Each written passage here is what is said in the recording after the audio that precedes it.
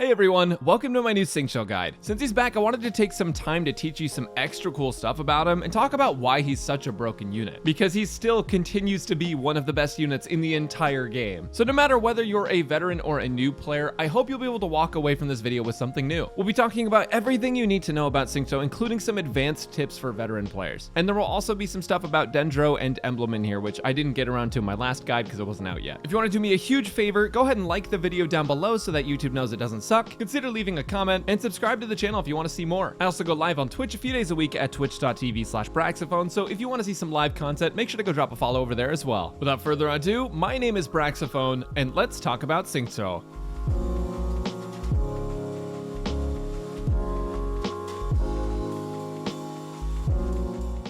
Xingqiu's kit is one of the best in the entire game. He enables freeze, vaporize, some Dendro teams, and electrocharge based teams while dealing high damage and also providing damage reduction and small heals. He's a character you can slot in quite a few teams to make them better. So here I'm going to explain why he's broken and also some cool things you can do with him. First off, his elemental skill is a 2-hit attack that has high scaling and can output a quick burst of damage. He generates 5 particles per skill, which is more energy than you'll see on any new unit ever for the rest of eternity. And as I said before, the skill damage scaling is really high. For example, mine is level 11 because I have Constellations on him, and it's dealing a hit of 319% plus 363% scaling, which adds up to pretty serious damage. Now, his skill has a really long cooldown at about 21 seconds, and his burst costs 80 energy, so it's important to build a lot of energy recharge on him, which I'll talk about in later sections in the video. His skill isn't even the best part of his kit though. His burst is absurdly strong. When you activate it, every normal attack you use on any character will trigger a rain sword attack, which will use 2 and 3 swords repeating at Constellation 0 and 2, 3, and 5 swords repeating at Constellation 6. This is on normal attack animation, which means it will work with someone like Raiden, whose normal attacks count as burst damage because she still does normal attack animations. Every single one of these swords is going to deal his current multiplier of damage. For example, mine is 103% at talent level 11, and that adds up to be a lot of extra damage. I explain this a lot, so you may have heard this before, but standard internal cooldown refers to how many times an enemy can be hit before an element can be applied to them again. Standard is once every 3 hits or once every 2.5 seconds. Now, because of how many rain swords hit and apply Hydro, Xingqiu is one of the best characters for Hydro application in the entire game. That's also why Constellation 6 Xingqiu is able to apply more Hydro, because he hits with more swords. As I stated before, his burst costs 80 energy, but there's some workarounds for that. His cooldown is also 20 seconds, so it's nearly in line with his skill. Now, one of the main things that makes Xingqiu broken is his orbital rain swords. When you use his skill or burst, he generates swords that float around him, 3 at Constellation 0 and 4 at Constellation 1. These swords not only apply Hydro on contact with the enemy, but they also reduce damage taken to any character within them. It's not technically a shield since you'll still take damage, but that damage gets lowered by a lot. If you stack that damage reduction on top of a shield, for example Xingqiu on top of Beto's shield, it reduces the damage that the shield takes as well, which makes Xingqiu an incredible defense unit as well. His orbital rain swords do a lot for his character, especially when you consider freeze teams and vaporize teams and how he can apply Hydro that way. They're often overlooked for how much utility they actually provide. And because of his first Ascension passive, he also heals the active character for every sword that disappears. It's not a lot of healing, and it's based on Xingqiu's HP, but it definitely helps with preserving characters in combo with his damage reduction. Now, unfortunately, when you use his skill or burst, he applies Hydro to himself, which can end up freezing him if you have Cryo on him already, but it's a small trade-off for such a strong character. His second Ascension passive just gives him more Hydro damage bonus, which is just more overall damage. Don't get everything too mixed up. Honestly, he's a really simple character that just does a lot of things. Now, one thing that I see a lot of players not taking advantage of is using Xingqiu's rain sword attacks even when swapping through characters. This won't work for every team and rotation, but in many cases, using one normal attack when swapping through characters can add a lot of damage to your team. So every time you swap characters, do one normal attack and watch the rain swords hit the enemy even though you're switching off of them. Xingqiu's personal damage is pretty high, and the more rain swords you get off, the more personal and reaction damage Xingqiu can deal without taking up extra time in most cases. Another technique that you should be taking advantage of is pre-funneling your burst. What I mean by that is using your skill, tapping sprint to cancel the animation, and immediately using your burst so that your energy bank empties itself as the particles are flying back to your character. If you were to take the particles with a full energy bank, you wouldn't gain any actual energy back. back. However, if your energy bank goes empty right before you pick them up, you'll be able to effectively get more time on Xingqiu's burst while also giving him a bunch of energy. It's really useful over multiple rotations. If you're using Sacrificial Sword, I recommend using EQE, which is basically just using skill, burst, and skill in that order to try and get as much energy as you can while also shortening field time. For talent level up priority, you want to level his burst first for damage, but to be honest, his skill is important for damage reduction too, so I'd focus on both of them. His normal attacks don't affect much for him, so you don't have to level them, but you can if that's something you want to do. Real quick before I let you know what his best updated build is, I also want to go over how insane his constellations are, right after this message from today's sponsor. If you like online RPGs, you'll likely enjoy today's sponsor, Divine W Perfect Wonderland, a 3D MMORPG mobile game. Divine W Perfect Wonderland is a massive open world MMORPG that features huge areas, different class and progression systems, and an Eastern Asian art style. There are 8 different professions, with each one having a hero or villain form and different skills and animations for each. The enemy and boss design in this game is intricate and unique, with one of the featured bosses being the terrifying Phantom Beast. In addition to combat, you have plenty of other fun systems like fishing and travel that'll let you take a break from the more hardcore parts of the game. When the game launches, you'll get an SSR character for free and a split of 1 billion in-game diamond rewards. And if you follow the Facebook page, you'll have the opportunity to win an iPhone 14 Pro Max, PS5, Nintendo Switch, and more. Divine W lets you take control of your own adventure in an Eastern Asian setting, all the while being a part of a massive community of players. Start your journey now by clicking the link in the description, and I'll see you all on Divine W Perfect Wonderland. Thanks for sponsoring, and let's get back to the video.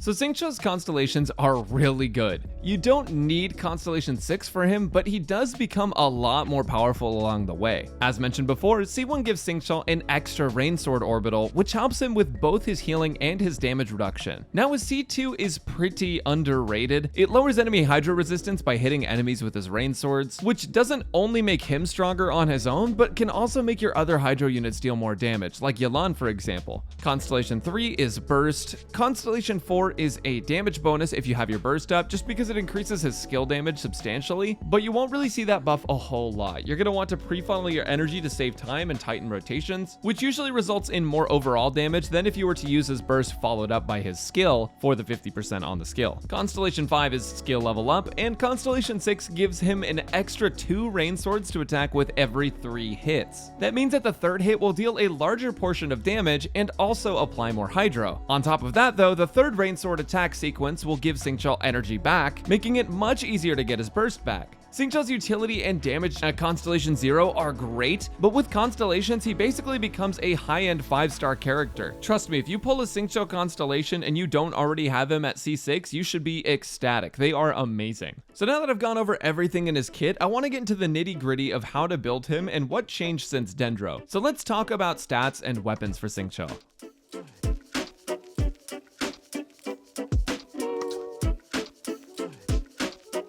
So for Xingqiu, your stats matter a lot more than your sets for damage. Despite being a Hydro character, he's ridiculously thirsty for energy, so you want to make sure that you hit a certain threshold of energy recharge. For reference, a Xingqiu before C6 will need around 240% energy recharge in most teams to have his burst up every rotation, which are at least 20 seconds long, but not long enough to use his skill a second time per rotation. At Constellation 6, because of his energy gain, you'll only need between 180 and 210% energy recharge. Either way, it's a lot of energy. The nice thing is there are tons of workarounds, with the main one being the weapon. An energy recharge weapon can almost completely solve your energy problems with him. For example, Sacrificial Sword and Favonius Sword are both amazing weapon options for battering Xingqiu and meeting the energy recharge requirements. Just by having these equipped, you'll have 61% energy recharge taken care of at level 90, plus bonus particles from Favonius or extra Hydro particles from using your skill twice on Sacrificial.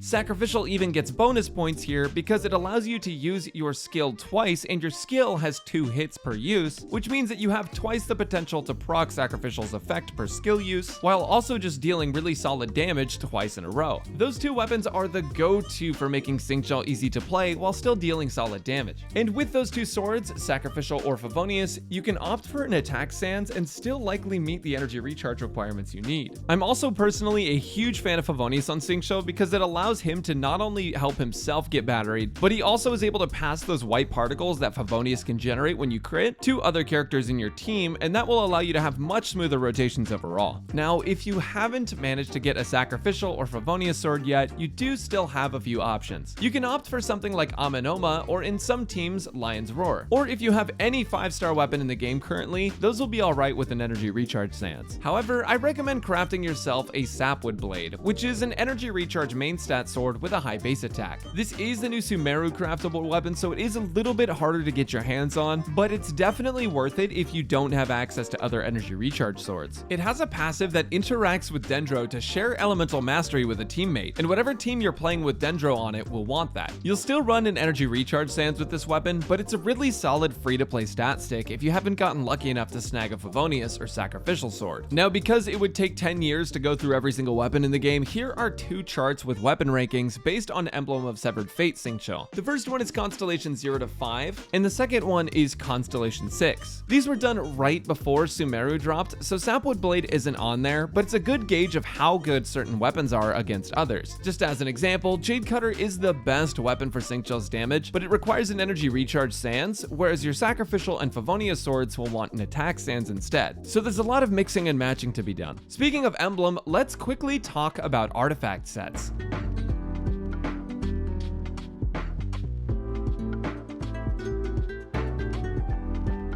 As I briefly mentioned before, stats are more important than sets for Xingqiu. However, sets are still important. Now, ideally, if you're below AR45, you're looking for anything with energy recharge sands, hydro damage or attack goblet, and an attack or crit circlet. You don't really need to bother farming for the right stats and sets before AR45, because once you get to AR45, you'll get access to domains that drop a guaranteed 5-star artifact, and you really just want to save up all of your fragile resin for that. If you are looking at sets for him before AR45, anything that gets you energy recharge or attack percent on the 2-piece is fine. Those would be your Exile, Scholar, or Braveheart sets, or Gladiators if you happen to get them from world bosses. Post AR45 players should be going for energy recharge or attack percent sands depending on your weapon, a hydro damage goblet, and a crit rate or crit damage circlet. Now for artifacts, I personally recommend the 4-piece emblem set. Essentially, it's going to give you a damage bonus on your burst based on the energy recharge stat you have. Since Xingqiu needs energy recharge, it makes the set pay out a bunch more. It will also give you 20% energy recharge with its 2-piece set, which when combined with sacrificial or Favonius can actually be the perfect amount for a C6 Xingqiu. Now the 4-piece emblem set isn't the only thing you can use. You can also opt for mixed 2-piece combos like Heart of the Depth, anything with attack percent, or noblesse, and those will also work fairly well. I just recommend emblem because it's the most efficient to farm with the highest damage payout in exchange for very easy building. If you don't have noblesse in your team, you can also opt to give Xingqiu the 4-piece noblesse set, which will give your entire team a 20% attack buff for 12 seconds whenever you activate your burst. Typically, I leave noblesse to other characters because Xingqiu deals really solid damage and has a 20-second cooldown on his burst, but the option is always there and it's not too bad. For substats, just prioritize energy recharge to about 240% before C6, or at least 180% at Constellation 6. And other than that, you just want DPS stats like crit rate and damage and attack percent. Make sure that when you're building your Xingqiu past AR45 that you have at least 50 crit rate and 100 crit damage. You essentially want to keep a 1-to-2 ratio to maximize your damage, and with Xingqiu, since he doesn't have crit scaling and he doesn't have a signature crit weapon, 50 to 100 is a pretty good amount to have, and as you get better stats, try to make that even higher. Try to get 60 to 120 even. That's the main thing you want to focus on for crit. So you're probably wondering about Xingqiu with Dendro. We haven't talked about it a whole lot in this video, so let's just get around to it. There's essentially 2 cases where you'd use Xingqiu with Dendro. One is with him as a trigger for a fridge team, which to be honest I don't really recommend, but it's possible. Or 2, for him to help enable your Hyperbloom or Burgeon team. If you're playing him in fridge against multiple targets, it can actually be higher Xingqiu damage to change up his build and run triple elemental mastery main stats on Gilded Dreams or split sets. The main issue is that you still need the energy recharge on him, and there's better team options than Xingqiu for that team. The biggest issue is that he actually applies so much hydro that he can wipe away the Dendro aura on occasion, which can defeat the purpose of Fridge, which is to preserve the Dendro aura for more blooms. That can also lead to the Dendro character being the trigger. Since Xingqiu is also such a highly desired unit, I don't recommend the setup. Also, if you're in single target, his bloom damage will lose out to his personal damage if you built him like a DPS. In the clip you're seeing now, he's not level 90, so his bloom damage is lessened by a fair bit, but even with it at its highest potential, you can't really max his elemental mastery because he needs energy recharge still, and his personal damage is so high that it can win out in that single target. So the only time Fridge is really recommendable with Xingqiu is mostly when you're playing against lots of enemies all at once, where you can take advantage of the AoE damage that bloom deals. It's not his best team or anything. That said, it's not the worst thing, and it's pretty dang fun, so just keep in mind I don't recommend it in comparison to the second option we're going to talk about, but the option is there. Now, if you're playing him in a Hyper Bloom or Burgeon team, since he's not going to be triggering the reaction damage, you want to just build him the same as you would normally, with energy recharge or attack, hydro damage, and crit rate or crit damage. The one possible difference comes from the set that he uses. If for some reason your Dendro character is not on the new Dendro set, you can put it on him instead, because that will lower enemy Dendro resistance and allow your Dendro reactions to deal more damage. So if for some reason your Dendro character is not on the Dendro set, you can put it on him, but generally speaking, I recommend Deepwood Memories on your Dendro character, which right now is usually Dendro MC. On the topic of Dendro with Xingqiu, there's one new team in particular that's incredibly strong, and that's going to be your Sucrose Hyperbloom team, featuring Sucrose, Dendro Traveler, Xingqiu, and Fischl. What this team does is allows Sucrose to spread around Hydro and Electro for both Electro Charge damage and to trigger blooms in conjunction with your Dendro MC. And by spreading around the Hydro and Electro, you're going to be able to proc more Hyper Blooms at a faster rate, with mostly Sucrose being the trigger. It's a pretty strong team, and so if you want to play Dendro and you just picked up Xingqiu, definitely give it a try. For other teams, the general ones you'll see are things like Vaporize with Diluc, Yoimiya or Hu Tao, Freeze with Ayaka or other cryo characters,